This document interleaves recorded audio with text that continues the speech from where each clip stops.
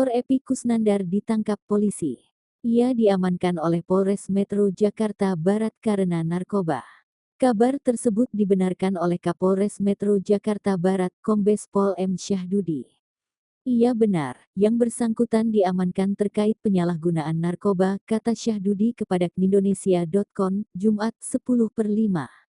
Epy merupakan aktor yang kerap membintangi sejumlah film layar lebar dan sinetron. Namanya menggema baru-baru ini lantaran membintangi sinetron Preman Pensiun. Kombes Pol M. Syahdudi belum merinci Epy Kusnandar diamankan oleh anggotanya terkait narkoba jenis apa. Epy Kusnandar sampai saat ini masih diperiksa. Epy Kusnandar merupakan aktor berusia 60 tahun.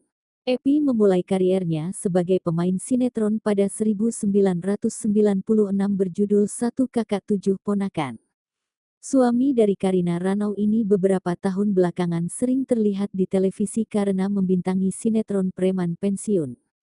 Setelah sinetron itu berakhir, Epy Kusnandar yang jarang syuting membuka warung nasi uduk.